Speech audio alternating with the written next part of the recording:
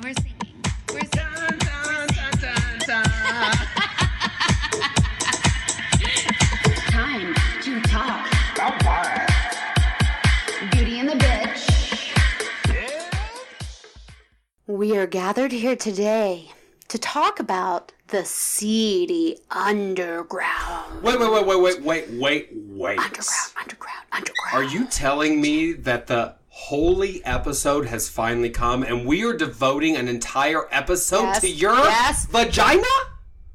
Yes, my queen. The holy underground. And you know what? Let's do. The holy underground is seedy, it's sandy, it's moist, rough, it's sandpapery. People often compare it to a cat's tongue, but I don't know how fair that is. I would think more like shark skin myself. Yeah, because they make soup out of shark's fins. Yes. So that's probably fine. Okay. That's probably not dangerous. Well, I don't know if I think of it as, like, homely, like a place you would, like, move to, but only if your family forced you. Oh, you mean, like, comfortable? Yeah. Oh, I see. Like a rose-wet cave. Yeah. It's also just, like, it's like you'll never escape, so you might as well learn to love it. I feel, like old Greg.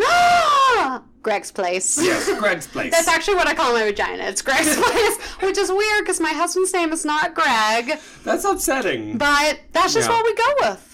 Greg's place. If you're both comfortable with it, I'm still uncomfortable. Bailey's. So. No, actually, today we're talking about Neverwhere. Neverwhere. And the reason that Morgan made that very inappropriate joke that really upset me, Morgan, and like I still stand really by crossed it. A line. CD Underground is a double entendre. Did I ever tell you about when I called my good friend's vagina a ham salad? No, but that's upsetting. And I understand. The visual is not cute. Now, okay, fair. Here's where I was coming from. I was a young college student. I genuinely was not trying to be mean. It's also kind of funny, though, so I support you. And it stuck for many years. I'm not even going to say that friend's name, but I will say this. That friend has been a guest on our podcast. Okay. But it definitely stuck salad. to her. But I like ham salad. I think we were drunk or, on some kind of intoxicant somewhere. And I was genuinely trying to express to her that even though I'm a gay man, I love and appreciate vaginas. But the way I chose to do that was by comparing it to ham salad. Because it's like... She was not pleased. You would buy ham salad, but it'd be the last option or something? No, I love like a noodle and ham, like a cold salad made with chunks of ham and noodle and like a mayo sauce is delicious. This is getting worse by the moment. It's like chunky. I thought you meant like a Cobb salad or something, but which is that's ham. good too. Yeah, there's just no way to win. When I was in college, there was like this group of guys that would like refer to vaginas in a joking way as like beef curtains, which I find that rude. Also don't appreciate. No, I don't like that. Well, because I think that's body shaming. Because what they're saying is if you've got a labia, right, that hangs outside your physical vagina. Forgive me for not being good with vagina parts. But they're pretty much rude. Yeah. You let your labia hang. Just like we don't be making fun of foreskins. Well, we do sometimes, but not often. What's with foreskins, am I right? Hey! That's where I hide my beans. Yeah, me too. No, but I mean, I think that's very rude. We're literally 4 minutes in and all we've talked about is ham salad vaginas. And beef curtains. Which are one and the same. I'm hungry. Let's take a break. We'll be back. And this has been another episode of Drunk Motherfuckers. Ham curtain vaginas. Oh my God, Neil Gaiman would be very proud. Today we're talking about Neverwhere. Neverwhere. Which was technically Neil Gaiman's first novel. Girl? But really, Morgan, I'm sure you saw this in your research, but I think a lot of people wouldn't know. It was a novel, but actually, it was a BBC Two TV series first. Mm-hmm. Now, Morgie, before we do like a recap, I just want basic opinions. What'd you think of that TV series? That little mini-series? About 3 hours long, 6 episodes. I'd have to, to dig deep into my repertoire. Wait. You're who? My repertoire. My repertoire. My repertoire. My repertoire. Of verbiage to describe exactly how this made me feel. I would probably have to go with, Yeah. Yeah. You know what I mean? Yeah, it was bad. Bizarre. And also, it was the strangest experience because it was so, like, in one ear and out the other. Like, it almost was, like, too 90s and too bizarre to, like, stick. You know, I totally weird. feel you on that. There were for one thing, it's BBC Two in 1996, okay, is when it came out. BBC, so as you say, the second one. Yeah, not even BBC Not even one. the first one. No, she's the second in the line. And it doesn't have a large budget. That's extremely obvious. And it was broken into like 30-minute episodes, which I think it's very... Weird barriers. It is weird. Yeah. Like the breakup, you're like, I don't feel like it should be broken arbitrary. up. It does seem arbitrary. Yeah. I'll tell you, I have a soft spot for the Neverwhere, like, miniseries or whatever you might want to call it. But even with my soft spot, I can't pretend it's any good. It's like when I say good things about you. Okay. People are like, that fucking broke down skank-ass bitch. And I'm like, you might be right, but I love her. Yeah. Oh, my God. You're welcome. That was like, I know you were like kind of joking, but it did end up being really sweet. Yeah. And I feel like really moved by it. You should feel moved because it's really hard to be your friend. Thank and you should buy you. me gifts. Well, money. Give me money. Listen, I'm not shocked by that at all, so I'm going to just go with that. It's easy to be your friend, but it's not easy to like this TV series. Girl, you got to be committed. Like, it's literally, you have to be like, I love Neil Gaiman. It's 2018. I am going to suffer through some of this because it is, like, a little bit painful. There are some famous actresses in it. Like, the woman who played Dor, who's kind of like, okay, well, actually...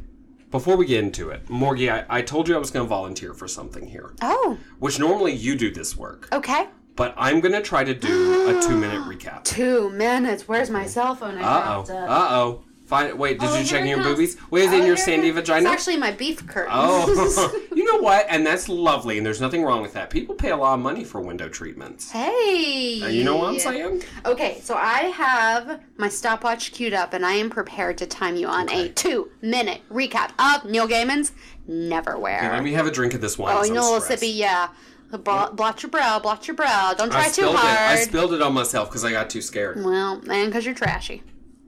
No, never that. Okay, I'm ready when you are. Okay, on your mark. Get set. Go. Neverwhere, Neil Gaiman's first novelization/novel, is all about Richard Mayhew, who's like a he's boring. Lackadaisical. Thank you. He's like a boring office worker in London who has like a man life. What's that? Me. Oh, me too, queen.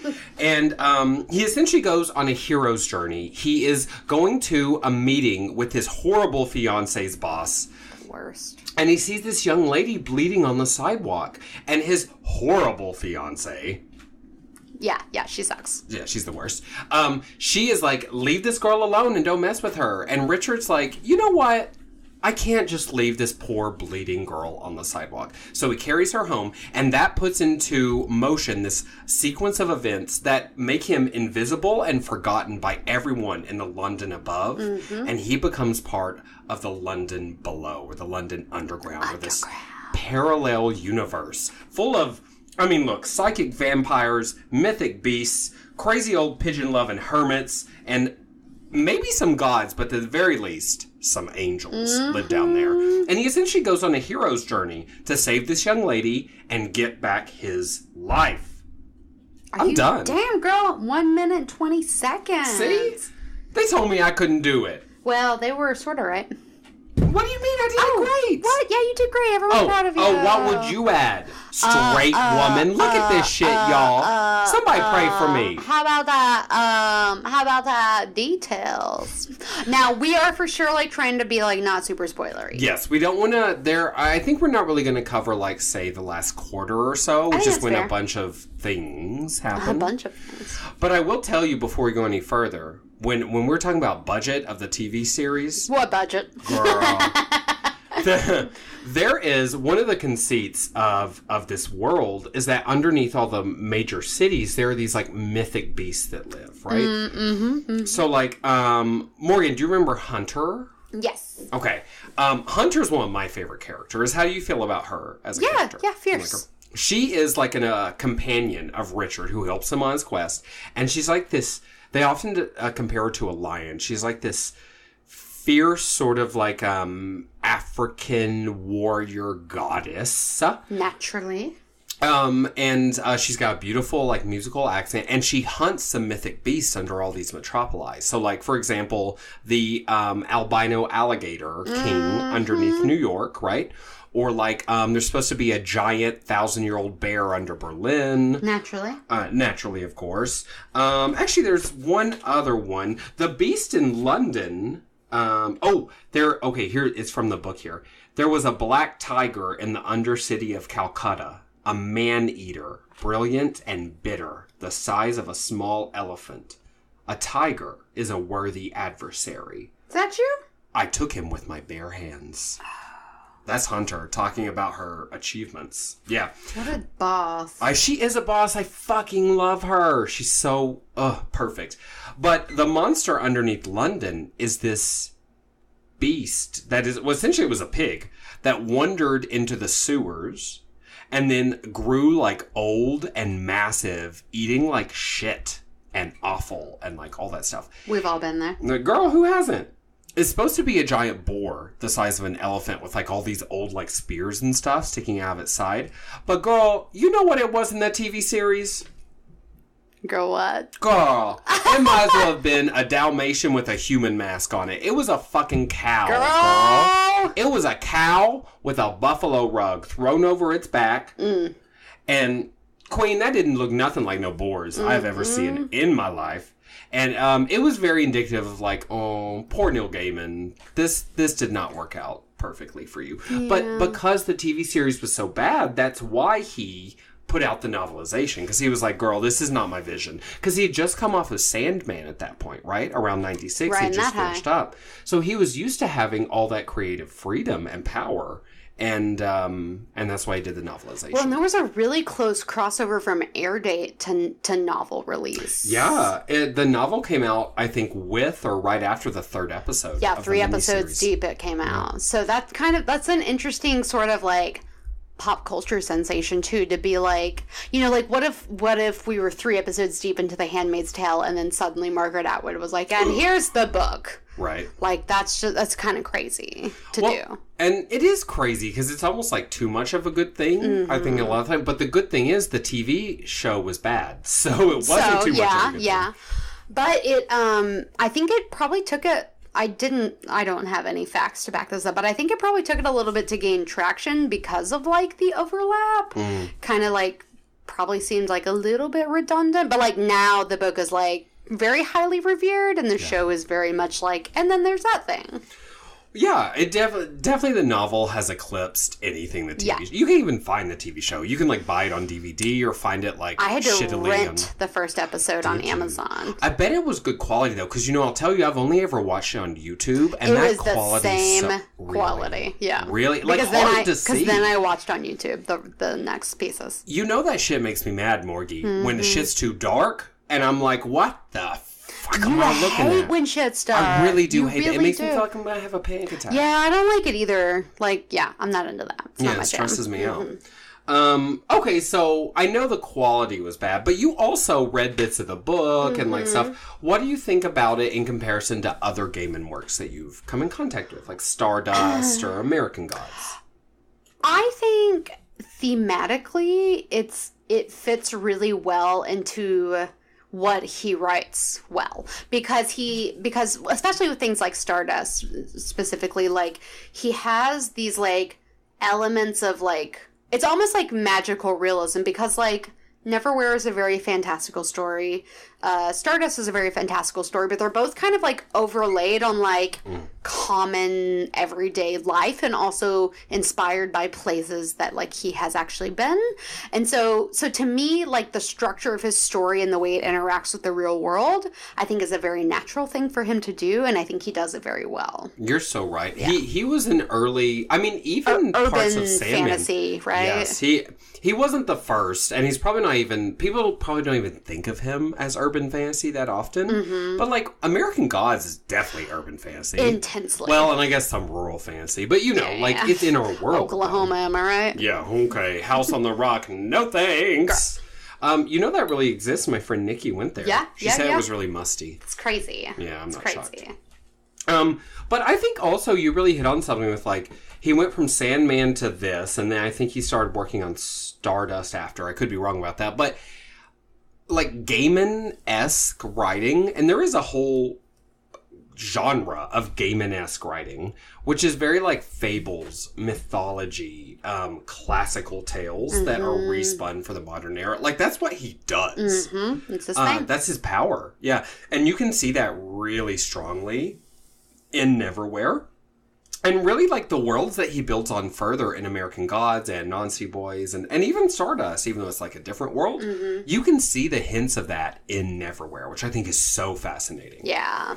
I think it's, I think also he's, like, a writer that's, like, he's obviously extremely talented, but, like, he's the kind of writer that can kind of give you hope because, like, while these works that he's done are, like, really great, they're not, like, insanely unattainable as, like, life goals for yourself in, like, a way. Do you know what I mean? Like, I think we've talked about this before. Like, I would never deign to, like, pretend that I could be a Brandon Sanderson. Like, that is not a world that I could ever, like, immerse myself and be a part of. Me neither. But something like a Stardust or, like, a Neverwhere. Like, writing, like, what you know but incorporating what you love. Like, spinning this, like, fantastical element on it, I think is, like, totally the kind of thing that I enjoy doing and what I do a lot when I write. Like, I just incorporate magical realism into whatever. So for me, it's a very inspiring type of writing to read.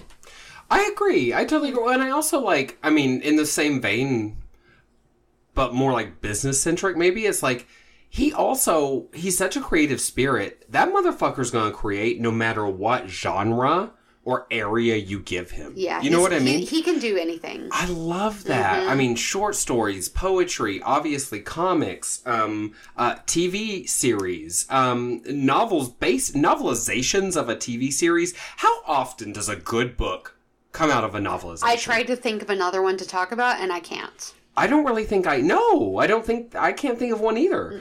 So I think that's part of his genius. I'm like, it's one of the reasons he's one of my favorite writers of all time, is I love that magic that he has, you know? Yeah. But he's also, like, sort of like a real person. Yeah. Like there's so much about him. Like, he just seems like he's very, like, aloof in a lot of ways, but in, like, a very down-to-earth kind of way. Like, he's just a weirdo writer dude who's, like, living his weirdo life, like, being himself, like, just existing and this being... fucking badass wife, what's her name? I love her. Yeah. Oh, Amanda something. Not Amanda Seyfried, but I like her, too. Yeah, she's good, too. People She's are screaming artist. it. People are she's screaming it right now. Yeah. Maybe one of us should look it up. But yeah, they're great, though. Like, I don't know. They just seem like good people. Like, the kind of person you would, like, casually want to be friends with. They're not just artist goals, but, like, couple goals, people goals. Yeah, they're activists. And they're... I don't know. They're just cool. They're cool people. Neil Gaiman wasn't born in the U.S., so I don't think he can be president. But I say Neil Gaiman for vice president. Hey. Amanda Palmer, that's her name. Yes, Amanda Palmer. Yep. You got there. Thanks, man. And I didn't even look it up. You have to be my witness, Morty. Yeah, my brain just did that. He remembered, y'all. I remembered. Y'all. So we were talking about the different beasts that are on underneath all the different cities, whatever. So I just have a little question for you, Morky. If there was a mythic beast underneath or somewhere around Austin, what do you think the beast would be? Okay, so Austin is really well known for one type of animal that I think would make sense. Meth addicts. No, you're thinking of Arkansas. Oh, burn on you, Arkansas. JKs, love you. Real life, love you, but we need to get that under control. No, bats. I think a bat is a very natural, scary predator to write into our seedy underground. Oh, yeah. And also deeply terrifying in so many ways. There's a lot of mythology around bats. Fuck yes. Yeah. I mean, just a bat the size of, like, you know, a car or something. It doesn't even have to fly. It can literally be in the sewers crawling on its wings towards you. That's horrifying. I'm done. But then if it could fly too? Oh, girl. Or what if it's a bat that's got its wings all torn so it can't fly? So it's kind of sad but also still scary. And it prowls the sewers. I would not be going in the sewers. I can promise you that much. So now, I think definitely bat is a possibility. If the bats are like, no thanks, girl. We don't want to be your mascot. Good. Okay, fair enough. We're going to have to take on all the statues, bats, but that's fine. What if, you know that endangered salamander that lives in Barton Creek? You You know? Remember? That would be a terrifying thing. Like, you're just out there paddleboarding, enjoying your life, and he just comes up like he's the Loch Ness fucking monster. Chomp. My mom has a lizard phobia, and I do not, but let me tell you, a giant fucking mythic beast salamander, because Gila monsters are scary, and they're like actual land demons. Oh, yeah. Oh, it's like, did you see, there's that Korean horror movie about that giant water monster? It's like... Godzilla. Fair enough, and I think that's a Japanese horror movie. So I'm racist and you're stupid. No, it's called like I'm not even gonna try because it's gonna be racist. No, I have no idea what you're talking about. It's like a mutated salamander of some sort, but it grows to like absurd. It's essentially what we're talking about. It's what maybe what the mythic awesome beast would be. What if it's just like a really obese Trump voter? What if it's just like Leslie with just like a giant thong? Oh, what a good life. But what if it's Leslie, who is an Austin hero? You might not know him if you're outside of Austin. Google him. Yeah, he's amazing. Well, was amazing. But what if it's Leslie, but really it's the it clown living inside Leslie's corpse? It's too much. Oh, it's too much. I'm frightened. I don't like it. Well, anyway. It got dark. Speaking of frightening characters... Am I railroading you right now? No. Okay. Speaking of frightening characters, you know who I was frightened of upon reading this book for the first time? Richard Mayhew and his boring business job. That was frightening, because that's a slice of life right there. I was frightened of his fiance. She was awful. Jessica, yes. I was like, Jessica, GTFO. I'm finished with you, queen. And in the TV series, she's not even that attractive. I was like, and she's not even hot, and you're dealing with this... ridiculous shrew. That's upsetting. It happens though. People get caught in ruts, you know. But no, Croup and Vandemar, who are the big, like, they're not the big bad necessarily, but they're like the henchmen in the series. Yeah. What do you remember about Croup and Vandemar, Morgan? Nothing like super specific. Really cool names though. Neil Gaiman's really good with like labeling people, so I'm into that. But tell us more about them. Well, so I went on kind of a journey with this because I reread most of the book and I rewatched the series, and this question kept niggling at me the entire time, which was, what the fuck are these things? Because they look like men. Croup is small and kind of like rat-faced or fox-faced, and he's very, as he likes to put it, loquacious. The motherfucker talks all the time, tells a bunch of dad jokes so nobody laugh at. But he's also, like, very unsettling because he's so polite, but also, like, definitely wants to skin you alive, you know? Like, really dark. Not into that. Now, look, you hit me on a Saturday night after a few drinks. I might be more into it, but, you know what I mean? I've got bad taste, but not when I'm sober. And his best friend, Vandemar, who is tall and super strong and, like, meaty, he's like, he doesn't speak very much, and he like eats a lot of flesh, like live pigeons and frogs and rats, and I'm sure people, though I don't remember if we see it or not. And so the two of them together are really horrifying. But there's a short segment that really fucked me up that I have to read for you, if that's okay. Okay? It's on page 209 in my breakdown of Neverwhere. And someone has just tossed to Mr. Croup, the small fox-faced one. It's like a little figurine, okay? Okay. Mr. Croup examined the figurine minutely, turning it over and over in his hands. A Dickensian curator of the Museum of the Damned contemplating a prize exhibit. His tongue flicked out from time to time, like a snake's. "Oh, fine, fine," he whispered. "Tang Dynasty indeed. 1,200 years old, the finest pottery figurines ever made on this earth. Examine the color of the glaze, the sense of proportion, the life." He was smiling now, like a baby. The innocent smile looked lost and confused on the shady terrain of Mr. Croup's face. "It adds a little wonder and beauty to the world," he said. And then he grinned, too widely, and lowered his face to the figurine and crushed its head in his teeth, chomping and chewing wildly, swallowing the lumps. His teeth ground the china to a fine powder which he dusted the lower part of his face. He gloried in its destruction. Yikes. I find that very upsetting. I mean, I don't care about no porcelain figurines necessarily, but like, that man loves to eat beauty and destroy, like, goodness and art. Villainry. He's a full enough villain. You know what doesn't upset me? What? This book that Mick is reading is very vintage. And the back, look at that picture of Neil Gaiman. What a babe. I know. He used to be the hot one. What a babe. And he's still good looking, don't get me wrong. But, he's aged quite a lot and lived his life. But yeah, I think that Neil Gaiman was fuckable and definitely still is fuckable. That's my opinion. Total but babe. Physically, babe status. Yeah, he's got it. I just always kind of worry he would smell bad. I'm not saying he does. I've never smelled the man. But he used to wear a lot of long leather trench coats. Now, so did I. Yes, you did. Lest we forget. I usually didn't smell bad, but I'm just saying, you see a person in a long leather trench coat with long unkept hair, and you're like, do you smell like B.O. close up? Well, but isn't there something to, like, the pheromones of, like, somebody you're attracted to? Yeah, but I don't want Neil Gaiman to smell like B.O. Like Brad Pitt's supposed to smell like B.O. That's not hot to me. Really? But I mean, it's one thing if it's your man. If I already love him and I smell his, but if I meet him at a meet and greet, and he smells stank, and I get a big waft of BO and ass, I'm listen, like, Neil Gaiman, we know you're listening. Could you just write it and just briefly describe to us what's your general stench? Yeah. Do you smell like cigarettes? Do you smell like coffee? Do you smell like depression? Do you smell like cheese puffs? I like people who smell like coffee. I like people who smell like cheese puffs. I love a cheese puff. Especially those spicy ones. Okay, Queen.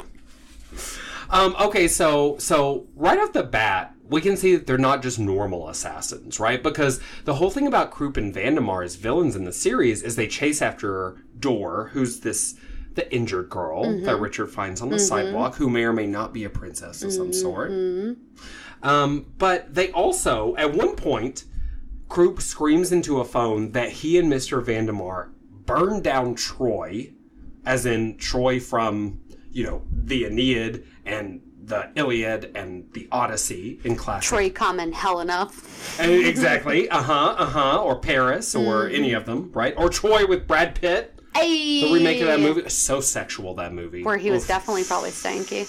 Oh, definitely. Yeah. For sure, definitely. They were all stinky back then, though. I can't be mad about that. Wasn't Orlando Bloom in that movie? Yeah, but... Yeah.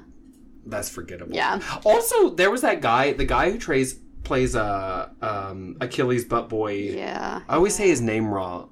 Patrocles? His little butt boy? That guy looked like a Hanson brother. I don't know if he was a Hanson brother, but I think he may have been. I hope his IMDb says that. Looks like a Hanson brother. They should. It's very notable. Okay, so we've got Krupp eating beauty. He says that he and Mr. Vandemar burned down Troy. This is what else that they say they did, okay? We have assassinated 12 kings, 5 popes, 100 heroes, 50 heroes. Okay, that's notable right there. That's a lot. And 2 accredited gods. So who the fuck are they? What are they? It's crazy. I mean, are they ghouls? Are they Morgans? Did you say 2 accredited gods? That's what I said, yeah. So definite gods. The gods have to apply for their accreditation, just waiting for the mail to come. Who isn't? It's all a rat race. Yeah. Everywhere you look, they're trying to fuck Even for the gods? Yeah, you say, I'm a god, they say, where's your accreditation?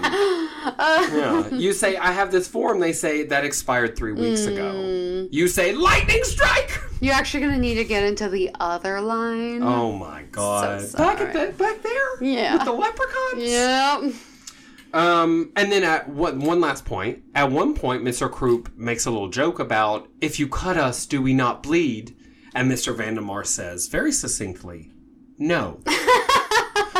So, I think there's some kind of undead, angels of death, maybe? Or... There's something that's not right, Queen. And they're scary. No. And they're greasy. And they're gross. Yeah, it's very intimidating. Okay, Morgan. Marry, fuck, kill. Krupp, Vandemar, Voldemort. Go. Which one was the beefy one? The beefy one's Vandemar.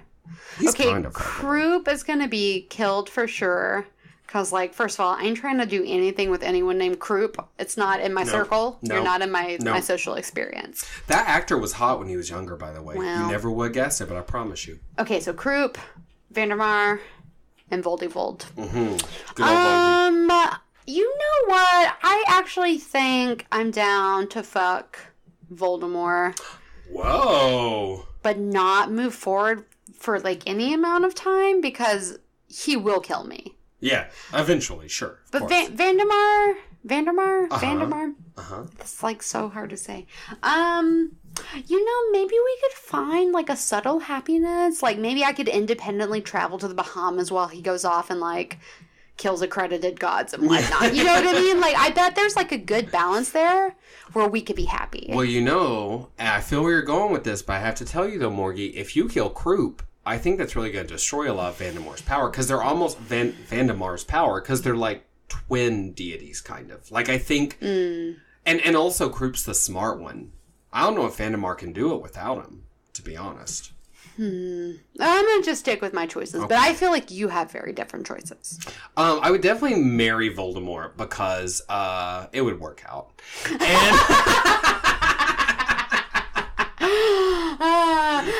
the love story for the ages. Look, I'm not going to change him. I'm just going to help him. A heart that could not be tamed. I can see it now. Very into that love story. I think it could happen. Yeah, okay. He could bring out the evil part of me, and I would lick his snake balls. Or whatever. I'm sure you would. I would definitely also kill Croup, and I would fuck Vandemar because he's not because he's hot, meaty. But yeah, he's like not really my type, but like it's fine for a fuck. He's like probably 8 feet tall and super muscly and like yeah. And Voldemort maybe would kill him after. I'd be like, Voldemort! Voldy! Yeah, help me! Voldy baby! Yeah, and he'd be like, Avada Kedavra! Yeah, he loves to do that. Mm-hmm. He likes to go, Acrosil! Yeah, he's so feminine. Yeah, he is. Like, very fuckable. Okay, well, you made the wrong choice and I made the right choice, but hey, that's fine. Yeah, agree to disagree. Okay, that seems fair. Yeah. So what I think is so interesting about Neverwhere is this kind of narrative that it follows as far as like, to me it sort of has this like, we're not in Kansas anymore narrative because it is very like, I just keep coming back to magical realism, but I really don't know what to call it. But it's like set in like kind of alternate London or whatever. And I feel like his whole journey is like similar to like Dorothy's sort of journey, right? Absolutely. So for me, it was like, it's a very nostalgic kind of story that's like retold in an original way. And I'm very into that kind of like you said, the hero's journey, but where it's all like subtly on the surface and you're not sure like, is it real? Is it not real? Like what's going on here? I mean, there's a definite possibility that, of course it's left more or less open, but Richard Mayhew may have gone mad at any point in this story. Before it started, on the first page, halfway through, at the very end. Like, madness is definitely always playing underneath the surface. But I agree with you. It is one of those classic retail. It is a classic hero's journey. Hero has an inciting problem, must go into the underworld, overcome various obstacles and demons, rise back up, and blank, blank, blank, whatever happens. And that's what it is. Like, one of the things I like, though, you're talking about, like, alternate universes. Like, you know, in London, which you've been to, but I have not, there's, like, the Knightsbridge, or Knightsbridge of some sort. But in Gaiman's London, it's the Knightsbridge, as in night, the opposite of day. Yeah. And it's really scary. It's like this living, malevolent knight that lives on this bridge you have to pass through, you know? And he loses his good friend there, the little rat lady. Happens all the time. Yeah. That's a little bit of a spoiler, but it happens in like the first 40 pages, so cry me a river. No big deal. You remind me of her. Because she's sweet and loyal? Because she's smelly and lives with rat people. Yeah. What? She's got good taste in jewelry, though. Do you remember... For briefly, we were like joking around talking about calling our podcast like production company like King Rat Productions. Yeah. Because we legit lived with a king rat. That's true. We haven't talked about that since the very first episode. He was 100% a roommate who contributed 0% to the rent. Yeah. It was great though because he really inspired me because late at night he would do acrobatics. He would do lots of acrobatics. He would jump up and grab the oven bar, pull himself up, and then nonchalantly walk across the top of our stove. Yeah, and he inspired me to eat better by taking entire chunks through the pan of zucchini bread that I had cooked, just taking out the pan, the bread, the whole thing, the aluminum inspired foil. me to throw it in the trash and live my healthiest life. You know what? It's great. And now I'm a circus acrobat, and you're a zucchini bread manufacturer. Hey! Thanks, King Rat. We love you. You've done Come on the podcast. Oh my God! Do not invite that evil into my home. Are you crazy? Oh my God.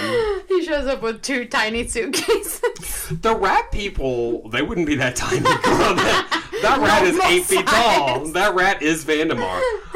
The rat people are really interesting, though. We meet them early in Neverwhere. And they're these, like, little shrewy, disgusting people who worship rats. Yeah. Right? And the rats are all intelligent, which is very Wizard of Oz, right? Like, the rats, the mice in Wizard of Oz are all really smart. And, you know, in the book of the Wizard of Oz, they're the ones that rescue Dorothy and the Cowardly Lion from the opium field. The poppies, yes. So they're really important. But, I mean, I feel like you can do that with all of Gaiman's work, but certainly with Neverwhere. You go through and you're like, oh, this reminds me of that, and this reminds me of that. And so many modern content consumers are like, this is bullshit. This is just a ripoff of... We were just talking about that, That's totally a thing that people do and say. It makes me so mad. And I always wonder, too, like, what have you created, sir? Oh, yeah. Nothing. Absolutely nothing. Because they don't understand it has all been done. Yeah. That you're never going to write something that hasn't been written in some form or doesn't remind someone of something else. And it's impossible to not be inspired by, like, things that you either admire or, like, things that have been a part of your life. It's impossible to not incorporate that in one way or another. Yeah, to be, like, completely, like, novel, you would have to be completely isolated. And you would just be writing down grunt, grunt, grunt, piss in corner, grunt. Yeah. And no one wants to read that. The ravings of a feral man-child, which might be my autobiography. Yeah. The ravings of a feral man-child. Yes. Life in the South. It's going to be a pamphilate. Yes, I'm obviously. just going to throw it off of But when you open it, a possum just crawls out of the mouth. That's that new, that's that CGI literature coming out in 2040. It is on the way. Oh, it's on the way. That VR is coming, my friend. Happening. Morgie, did you have any questions or anything? I've got a few little things we haven't talked about, but I almost feel overwhelmed with everything I could say about Neverwhere. This is one of my favorite books. I like what you said about how Richard Mayhew, like, at any point could have gone crazy. Because also at any point, like, the epilogue could have been a prequel of him just, like, dropping LSD or something. You know? Yeah. Like, it all could have just been one long drug trip. Yeah. Like Alice in Wonderland. Yeah. Right? Which is, I know that's one of Gaiman's favorite books as a child, and I feel like you can definitely see that inspiration here. Totally. But you know what's fascinating, though? In Alice in Wonderland, the thing that incites Alice going into Wonderland is her curiosity, right? And that's such a huge, like, theme of Alice in Wonderland because she's a child and children should be curious. But so much of the book happens because she's like, what's that? Who are you? How do I? Right? Whereas Neverwhere, the inciting moment is compassion and kindness. And I think that's interesting because it's like... And from a man. And from a man to a defenseless, lower class, seemingly lower class woman. Exactly. And I think that's really inspiring and, like, deep and somehow true. You know what I mean? Like, you know, I talk a lot about having homeless friends around the city of Austin. And it's probably not fair to say we're friends, but I have acquaintances that I say hello to on the bus and whatever. And, like, I do believe that people who are transient or homeless in a big city... The city is different when you're living in it in that way. It looks different. You know different passages. You know different secrets about the city. It was like the time I was hanging out with my friend Pablo years ago, and we were imbibing something in an alleyway downtown. And we were sitting on this bench that was like a smoker's, like an employee bench during the day, but, you know, at 3 a.m, it's no one's bench, really. And it's this just, like, isolated, dark alleyway. And there was a big AC thing behind us, like, up on a little... It was, like, off the ground, right? So it could pull in air. We'd been sitting there. I'd been chain smoking. We'd been talking about all kinds of personal details. And then all of a sudden, the air kicked off behind us. It had been real loud. And this transient man crawled out from underneath it, literally, Morgan, as close to us as that wall is to you. Right behind us. Had been sitting there listening to us the entire time. Oh, fuck. Yes. And it did scare us. It's not his fault. That man was, obviously, he didn't want to hurt us because he could have. But it was that moment of like, oh, I didn't even see that. Because in my brain, that's a dirty little hole that I would not crawl into. But for him, he was like, look, there's air moving because it was a summer night. It's loud. No one looks under here. No one's going to bother me. I can nap. And so really we bothered him by talking, but we didn't know he was there. And I think every space in a big urban environment is like that for transient people. Because it's different if you're thinking, I might live here, I might sleep here, I might find food here, Yeah. And I think Gaiman understands that very well. That's fascinating. Yeah. I think he's got a touch of like the everyman in him. He can be relatable on like so many different levels. And also like he often writes predominantly like male characters or whatever, but he does a really good job, I think, of like writing from a female character perspective. Like he does a pretty good job with that.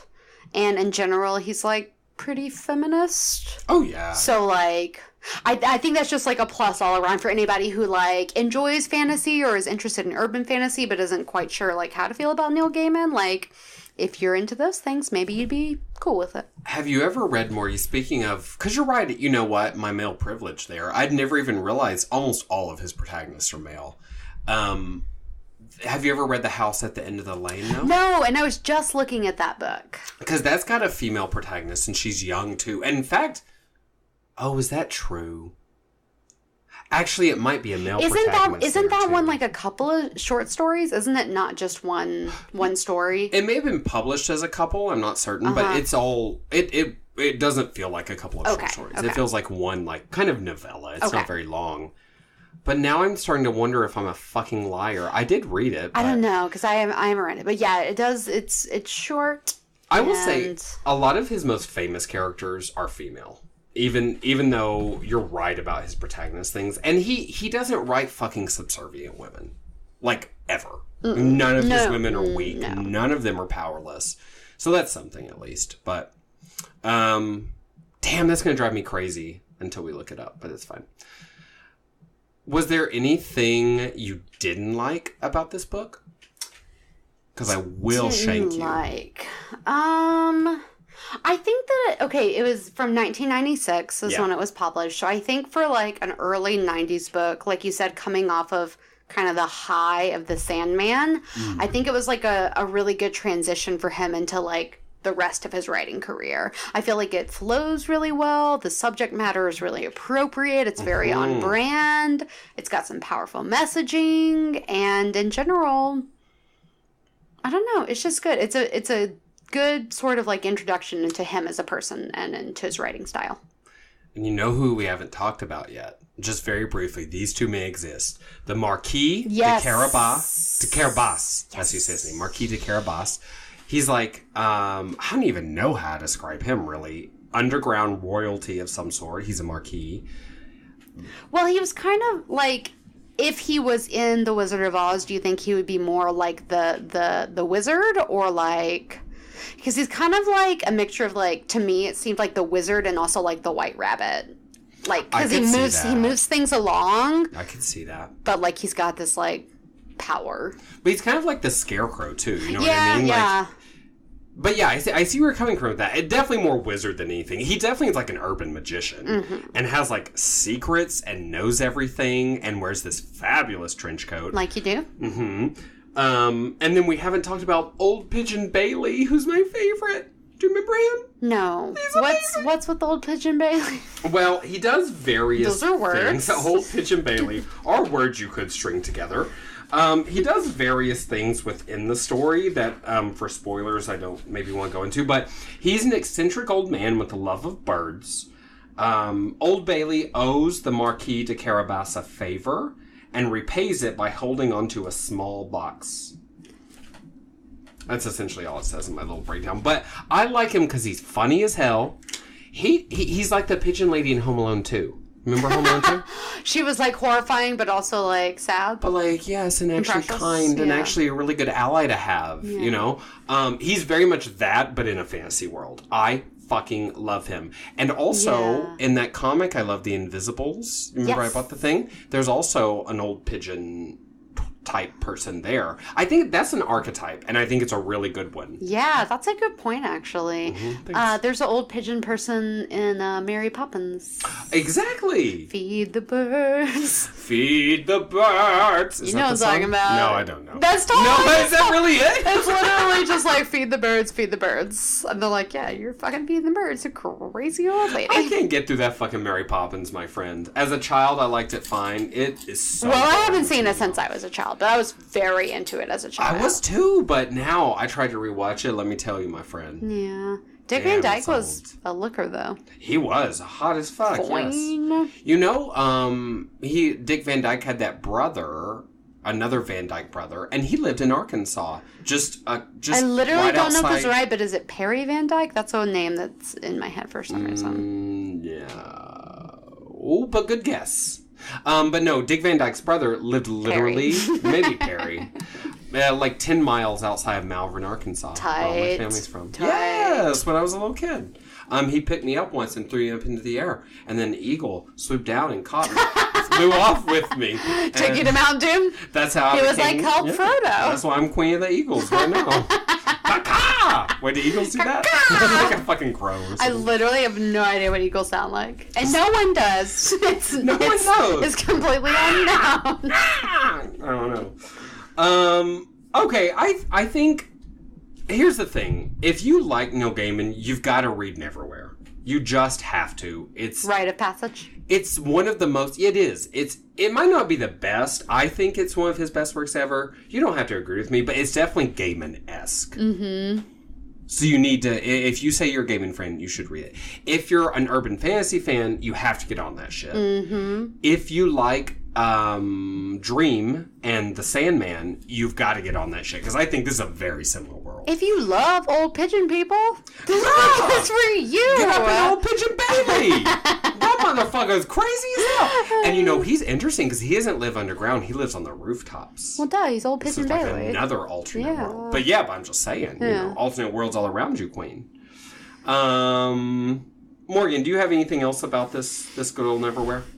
No, I think that it's BBC has come a long way in the types of adaptations that they do and the kind of like content they do. I wonder how it was received during the day, because even though I read that it like wasn't super popular, but like compared to like what, like did they have other really great things going on at the BBC that were like so much better, or has it just really come a long way? It's come a long way, I think. Yeah, because now it's like fucking primo, like the stuff like BBC turns out like incredible work. Well, I mean, you have to think too.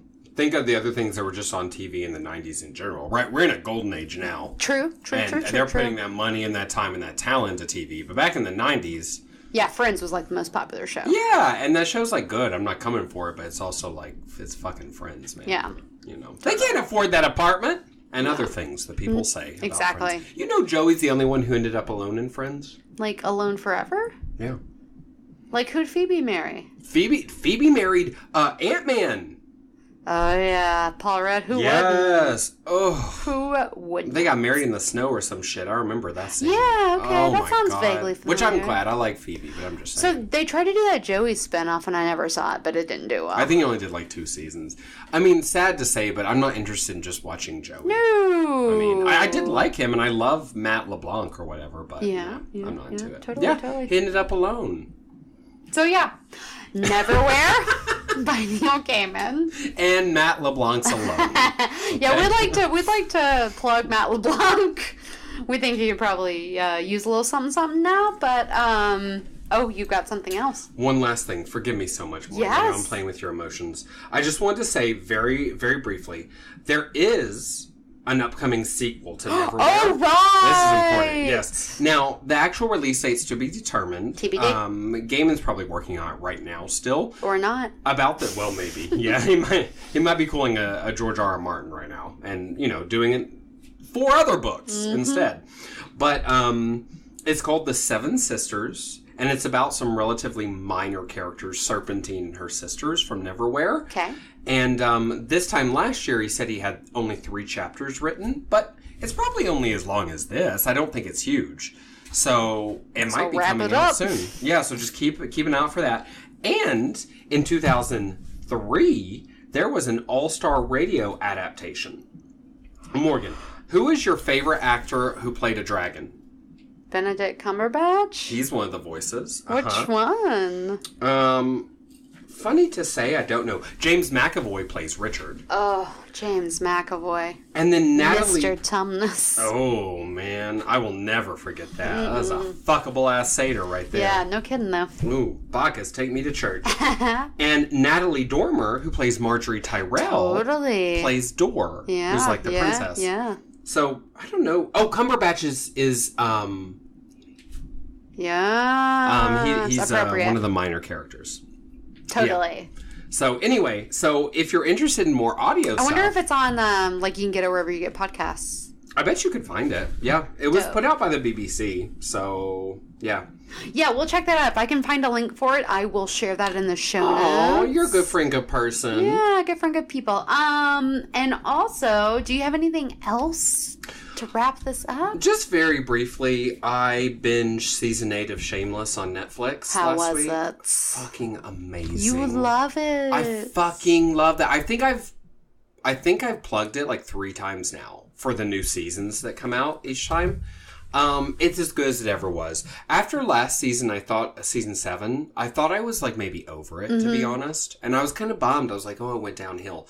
They brought that shit back. For me, at least. Like, I was back in it. Care about those characters. They're queer characters. They're characters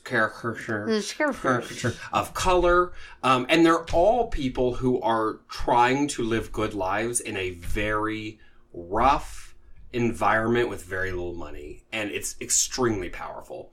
Amazing. It's as good as it ever was. Yeah, I'm going to add it to my list. Flip is so fuckable. And Flip never stops being fuckable, let me tell you. Okay. I'm going to eat this pin. Ooh, he's so sexy. I like it. Mm-hmm. You're feeling the same way about him that I feel about Sam Heughan from Outlander. It's like literally coming out through my tendons right now. Yeah. What about you, Morgan? So I've been powering through some audiobooks and also getting through just some books that have been like almost finished on my TBR bedside stand. I was thinking I would like to plug Carry On by Rainbow Rowell, which is a YA book that is a very much Harry Potter style wizarding world type story, except it's more adult than Harry Potter, but maybe not quite as adult as The Magicians, somewhere in between. And it's kind of like an answer to the lack of representation of the LGBT community in Harry Potter. So that's really heavily present. I don't want to say too much because like it's kind of spoilers because it's not a very long book.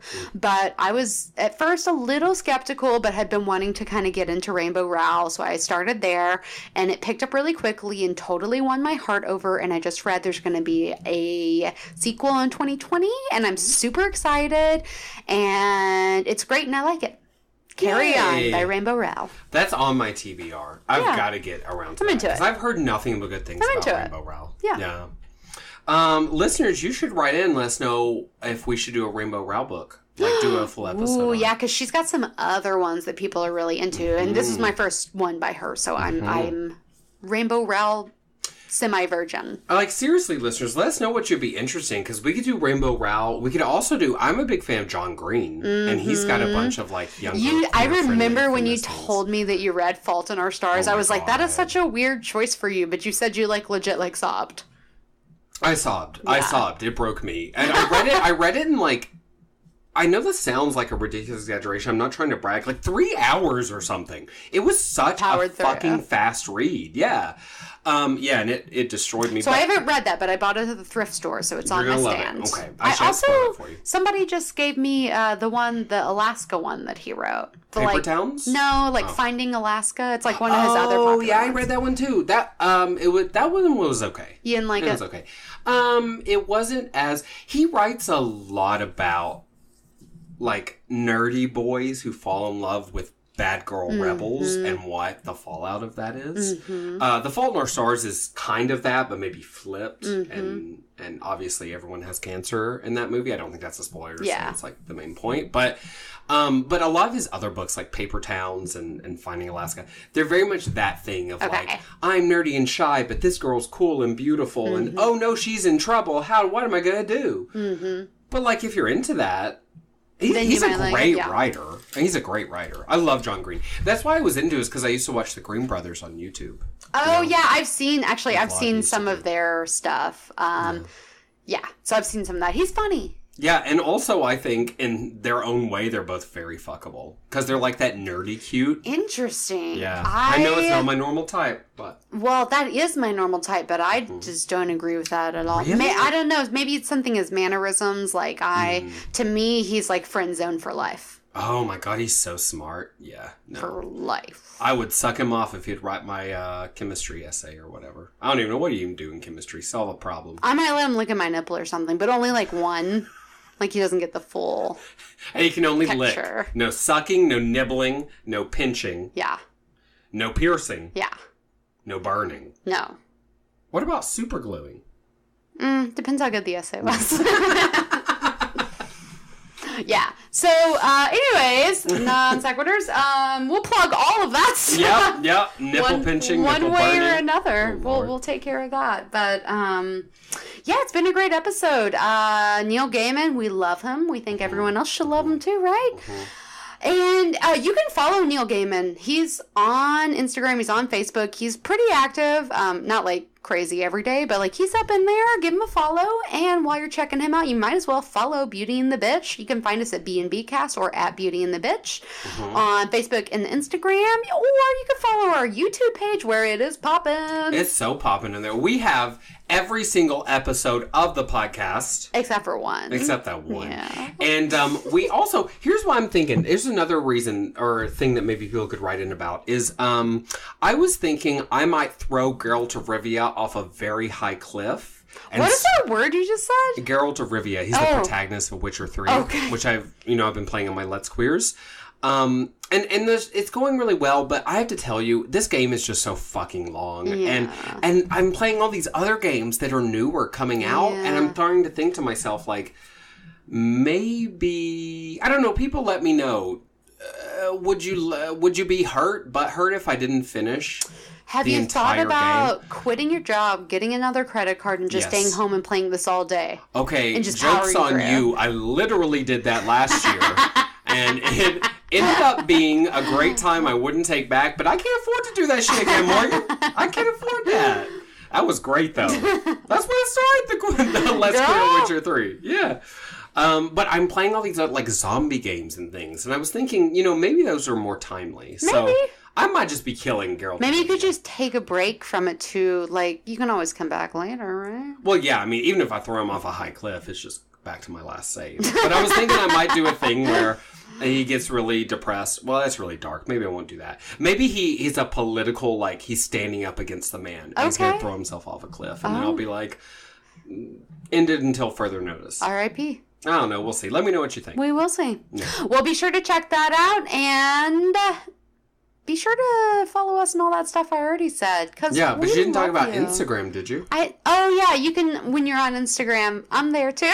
Yeah. You can find me personally on Instagram at Morganized Mess, or check out my website, morganizedmess.com, and follow B&B Cast on Instagram. Mickey, what else you got? You can find me in the hummus section of your local HEB. He's always near that grandma's hummus. Let me tell you, not just the grandma's. I do love that Korean hummus with those spicy Korean herbs. I do not like the chocolate hummus. You will not find me reaching for that grainy-ass bullshit. But you'll find me making him move, taking strawberries out of the packaging, eating it directly in the store, throwing it in the trash, not paying for it, and then exiting like a boss. And then you'll find us both in jail. So if you could come pick us up, that'd be great. All right, bye, babies. Bye, babies. We're in jail now. We miss you forever. It wouldn't be so bad if we could just be in the same cell and like go through it together. It'd be they dope. wouldn't let us do that. We'd be separated. That's too bad. I have nothing funny to say about that. It's depressing. Beauty and the Beast. Beauty in the Bed. You look. Beauty in the Bed. Beauty in the Bed. Beauty in the Bed.